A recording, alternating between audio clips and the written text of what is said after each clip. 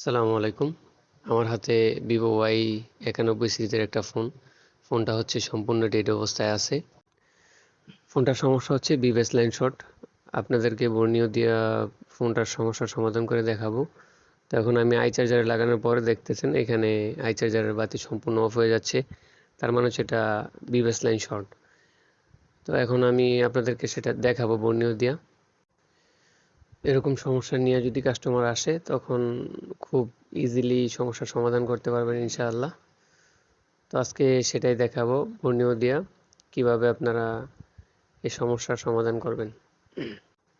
মূলত এই ফোনটা আরেকজন টেকনিশিয়ান ট্রাই করছে, হয়তোবা সে সমস্যা ফাইন্ড আউট করতে পারে নাই।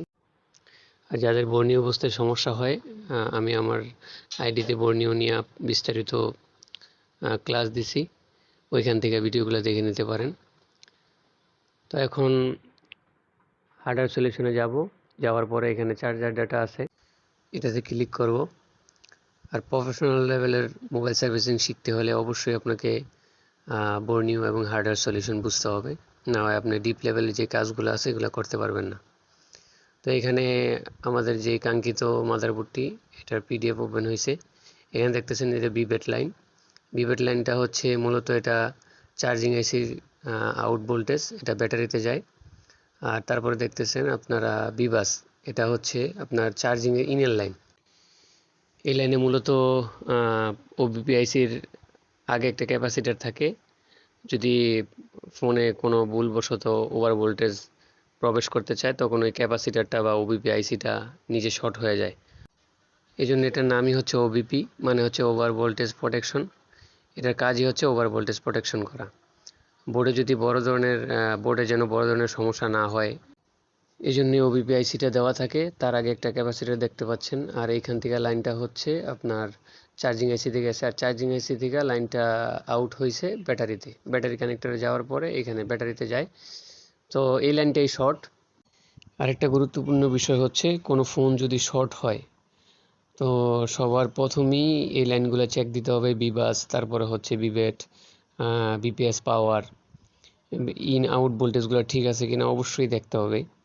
মূল কথা হচ্ছে যে সমস্ত লাইনগুলোতে হাই ভোল্টেজ আপ ডাউন করে বা চলাচল করে, ওই সমস্ত লাইনগুলা থেকে সবচেয়ে বেশি শর্ট হওয়ার সম্ভাবনা থাকে। তো সবার প্রথমেই ওই লাইনগুলো চেক দিতে হবে ফোন শর্ট হওয়ার ক্ষেত্রে। তো আমি এই ক্যাপাসিটারটা শর্ট পাইছিলাম, তো এই ক্যাপাসিটারটা শর্ট পাওয়ার পরে আমি উঠায়া চেক দিছি যে আসলে এই ক্যাপাসিটারটা শর্ট কিনা। তা উঠানোর পরে দেখি আলহামদুলিল্লাহ ক্যাপাসিটার শর্ট ছিল, ফোনটা অন হয়ে গেছে। আমি আপনাদের দেখাচ্ছি সামনে ভিডিওতে। মূলত মাল্টিমিটারের মাধ্যমে খুব সহজেই শর্ট নির্ণয় করা যায় যে কোন ক্যাপাসিটরটা শর্ট বা কোনটা নষ্ট। তো এইখানে দেখতেছেন আমি বাজার মোডে দিছি, বা বাজার মোডে এটা দেওয়ার পরে আমি বিপ মোডে দেখতেছি যে বিপ দেয় কিনা, কোনো লাইন শর্ট আছে কিনা, ক্যাপাসিটর শর্ট আছে কিনা। তারপরে হচ্ছে ডায়োড মোড। তো ডায়োড মোড বলতে জিআর ভ্যালু আর কি, যেটা বলে গ্রাউন্ড রেজিস্ট্যান্স। তো এখন আমি বিপ মোডে দিয়ে দেখতেছি যে ব্যাটারি বিবেট লাইনটা শর্ট আছে কিনা। এই লাইনটা কোনো শর্ট দেখাইতেছে না। এটা জিআর ভ্যালু চেক দিব, জিআর ভ্যালুটা ঠিক আছে কিনা। জিআর ভ্যালু দেখতেছেন এখানে 411 আসতেছে বা 400-তে উঠানামা করতেছে, মানে পারফেক্ট, এই লাইনটা ঠিক আছে। তো বিবেটে মানে চার্জিং আইসির যে ইন লাইনটা চেক দিলাম ওইটা ঠিক আছে। এখন চেক দিব যে চার্জিং আইসির আউটপুট যে লাইনটা আছে সেটা দেখলাম ঠিক আছে। এখন দেখবো ইন ভোল্টেজটা ঠিক আছে কিনা।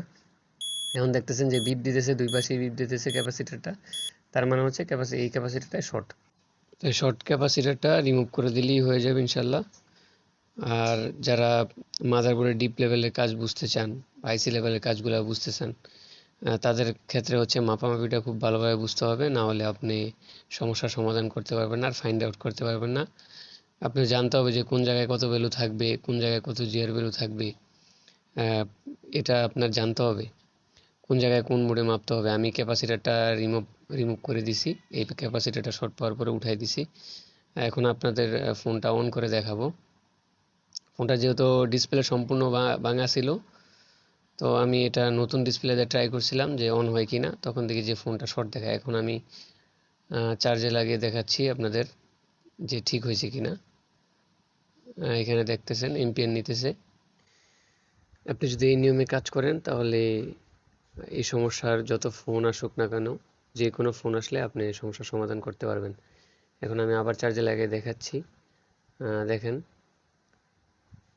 এখন আই চার্জার লাইটটা অফ হচ্ছে না আর এম্পিয়ার টানতেছে। এখানে এম্পিয়ার নিচ্ছে হচ্ছে 6, তারপরে 1.1। এখন আমি আপনাদের নতুন ডিসপ্লে লাগিয়ে দেখাচ্ছি যে আসলে ফোনটা অন হয় কিনা।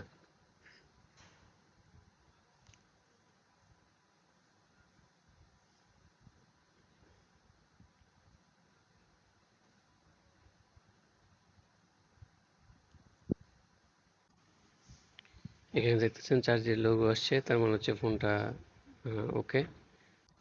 এখন ফোনটা অন করে দেখি অন হয় কিনা। দেখতেছেন ফোনটা অন হয়েছে। আর সামনে আরো ভালো ভালো ভিডিও দিব। ওই পর্যন্ত সবাই ভালো থাকবেন, সবাই লাইক শেয়ার দিয়ে পাশে থাকবেন। আসসালামু আলাইকুম।